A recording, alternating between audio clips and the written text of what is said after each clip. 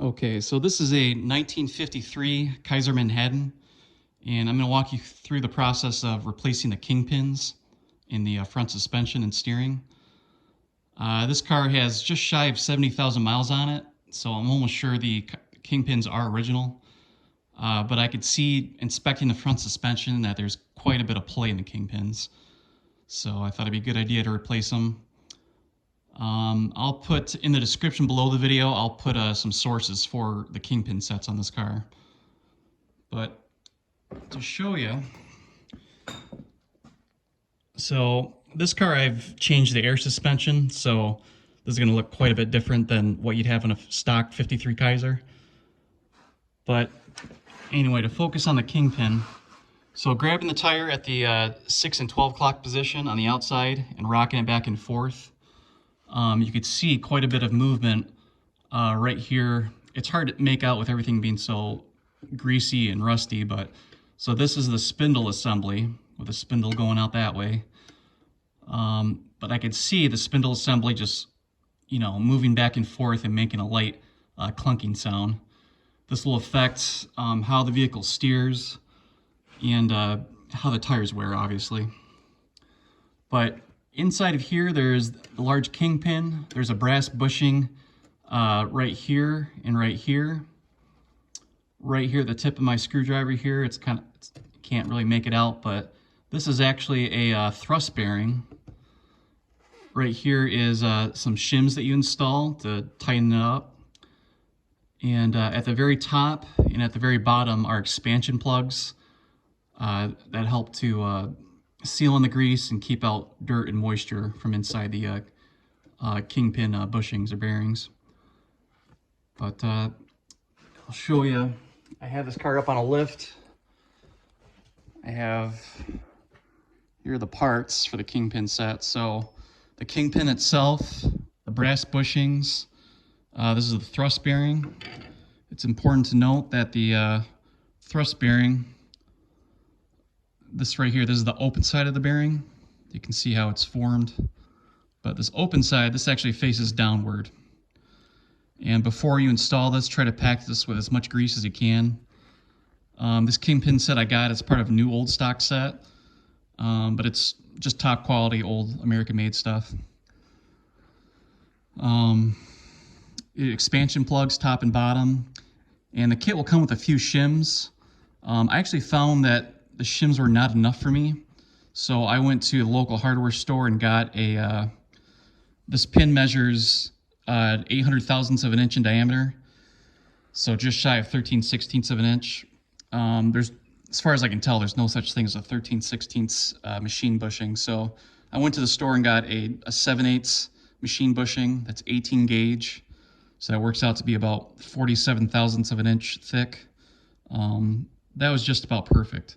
So I've already done this job on the driver's side, and I'm going to walk you through the process of doing it here on the passenger side. So first thing to do is to take the drum off the spindle. Obviously take the wheel off first. Nothing unusual there. Unlike maybe some Chryslers of the era, this has just standard right-hand threads. So turn it counterclockwise to take the wheel bolts out.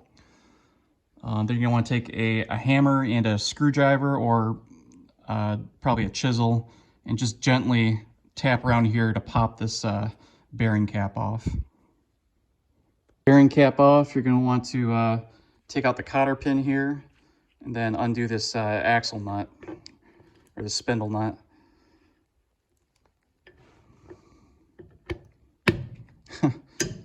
Trying to do this one-handed is a little awkward. Okay, and then you can take an adjustable wrench or whatever you have to take off this spindle nut. These are not torqued down. They should not be torqued down a lot, so this should be pretty easy to come off. Okay, so I've taken off the brake drum and it's here laying on the floor. Just keep the wheel bearing and the spindle washer in place with the brake drum. Okay, so here we are looking at the brake shoe system on the vehicle. I've actually been through here. I've serviced the stuff before, so that's why that wheel cylinder looks so fresh. Just want to note a few things to somebody who might be restoring the car or fixing their car up. So on this car, when I got it, it actually had the wrong wheel cylinders in it. I'm guessing due to lack of availability, these wheel cylinders are hard to find. So I had, what was on here was an 1.1/8" bore for the front and back, when it should be a step bore wheel cylinder like you see here. So it should be a 1" bore pointing towards the rear of the vehicle and an 1.1/8" bore pointing towards the front of the vehicle. And unlike later model self-energizing drum brakes, in this case, the large brake shoe actually goes towards the front of the vehicle, and the smaller shoe points towards the rear of the vehicle. So that's unlike a lot of later model, 60s, 70s, 80s, 90s drum brakes with a self-energizing brake shoe system.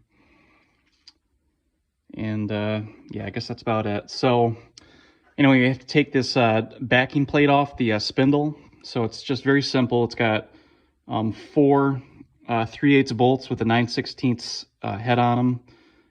They're fine thread bolts. Just undo these 4 bolts, and then have a hook or something. I might hang a hook right here, and just something to support this backing plate, and just hang it up over here while I'm working on the Kingpin. I've got the backing plate and the brake shoe system removed. Just have it hanging off this hook here, off the frame. Get that out of the way. There's the spindle and all its dirty, greasy glory. And I'm going to start by removing on this steering arm here. You can see the tie rod. Steering arm here, there's 2 at the tip of my finger here, 2 5/8 bolts. So I'm going to remove those. The steering arm will drop away, and then I can start removing this spindle. After that, I'm going to,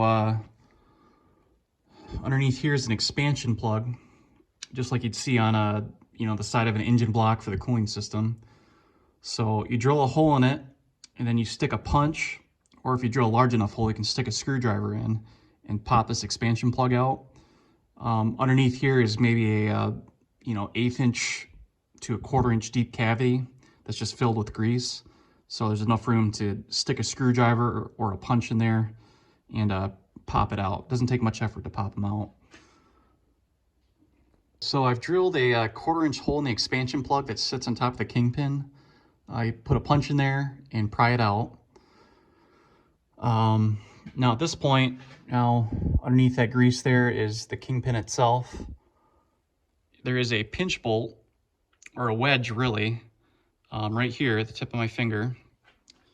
And I'll show you. This is what it looks like removed from the driver's side.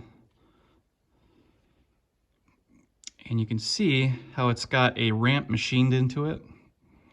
So in this case, if you can visualize it, it's driven in this way until that ramp starts to bind against the Kingpin, and it locks the Kingpin in place and keeps it from rotating. That's the purpose of that. Also keeps the Kingpin from wanting to drop down. So in this case, with this being the perfectly round side of the pin, and I can see that that has the ramp to it, that machined end on it. So in this case, I certainly have to punch it out this way towards the rear of the vehicle. So just be mindful of that, dig away at the grease and dirt, look at the head of the pin and see if it's perfectly circular or if it's the side with a ramp on it. And that should help you visualize which way to drive it out. But once I drive that out, which will take quite a bit of effort, I actually have a pneumatic air hammer that helps with that. But you could do it with a punch and a hammer and some patience. And then once I do that, then I can punch out the Kingpin from the top, drive it downward, and that will knock out that expansion plug that I started drilling but decided I'm not even going to bother. I'm just going to drive it out with the Kingpin. I have the spindle removed. On top of here, you're going to find a few bushings or shims. Don't mind the mess. Looks something like that. You see this one is just horribly corroded and just pretty much wasted. But there's the bushings, or machine bushings or shims. And then on the bottom here was the actual thrust bearing. This is what the Kingpin actually rotates on. There's quite a bit The weight of the vehicle is on this bearing, so it's important to note the open side of the bearing faces downward. So you can see this is the closed side of the bearing, this faces upward. Now I'm going to take the time to do a lot of cleaning and greasing and wipe this thing clean, get the bore clean inside, get the spindle cleaned up, and reassemble this thing. Okay, so here I am with a clean spindle. I've got the new brass bushings installed for the Kingpins. They just press in by hand, so it takes very little force to do that. The bore, depending, not really on the Kingpin bushings, but you know, it's useful to have like a carbide burr in your toolbox, so you can clean up any damage to the bore. But the bushing should push in by hand very easily. There is a hole in the bushings for the grease. Just initially, just for when you first install it, I like to line it up with the hole there. This is the greaser hole, so that way grease can easily pump into the bushing and flow throughout it. You can see it's got channels machined into it to circulate that grease. The thread for the grease ports, or Zerk fittings, I should say, is an 1/8" pipe thread. So you can easily find, I have a greaser kit I purchased from Harbor Freight Tools, and that works great. But, you know, as long as you're here, you might as well replace the grease Zerks if they're in bad shape. I know mine, one would not allow any grease to be pumped into it whatsoever. So yeah, that's pretty much it. So let me set this spindle down. And then, so here on the bearing too, is the thrust bearing. You can see I've got it packed full of grease. This is the open side of the bearing, and that should face downward as per the service manual. That fits right there.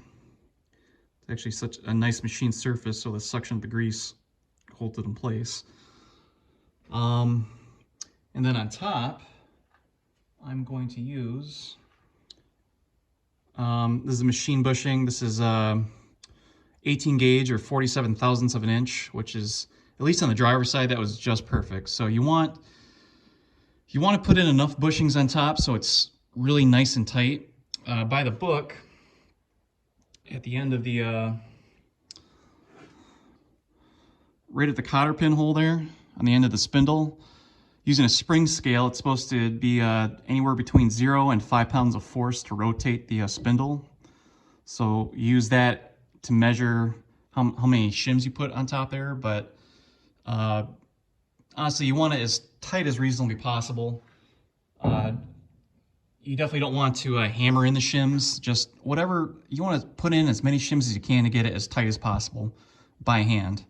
But you certainly don't, if you're going to start resorting to a hammer to tap it in place, that might be a little too much. But bottom line, get them as tight as possible. So put as many bushings as you can fit on top there. So let me go ahead and reassemble this thing and continue. I've got the new Kingpin and bushings installed. Pretty straightforward overall, not too bad. I ended up using, up here, you can see, just barely see the shims I installed there. And again, bottom line, you want to get, you know, put as many shims as you can in there. You want to get it as tight as possible without resorting to drastic measures. I mean, if you're getting to the point where you have to hammer in the shims, that's too much. But I ended up using, these shims were like 43 thousandths of an inch. On the driver's side, it came out to be about 48 or 50 thousandths of an inch. And again, by the book, you're supposed to put a spring scale right at the end of the, at the cotter pin hole here, pull on it, and it should be no more than 5 pounds of force to make it rotate with no steering linkage installed. But bottom line, in real world practicality, just make it as tight as possible. The expansion plugs on top and bottom, so they're concave or convex in shape. So when you put them inside the bore, you take a ball peen hammer and you tap right in the middle there, and that'll make it expand inside its bore. That's still not necessarily enough to keep it locked in place. So you want to take a punch, and in 3 places or in 4 places, evenly around the edge, you want to peen it. and hit it with a hammer, and that will keep it that's locked in place. That's how they do it from the factory. If you take out the expansion plug and clean everything up, you'll notice that the original one was, knocked in place like that. So that's how you do it by the service manual too. So that has to be done. On the top, that's critical. On the bottom one, not so much, because this steering arm keeps it firmly located in place. So that steering arm in place, it's not going anywhere. Yeah, and I guess that's pretty much it. I used a thread tap to clean up the bolts that hold the steering arm to the spindle, 7/16 fine thread. That's about it. Otherwise, yeah, I put the wheel back on, but just like on the driver's side, it's completely eliminated all the play in the bushing. Obviously pumped them full of grease, and this car is going to be good to go for a ways to go yet. And again, this looks radically different from a stock Kaiser. This is an air suspension setup that I've designed and fabricated. So you're going to see a steel coil spring and a shock absorber sitting there. And yeah, that's been it. Really, this video is really for my own reference, but maybe somewhere down the line this will help another somebody fixing up their Kaiser. Keep it on the road. So thanks for watching.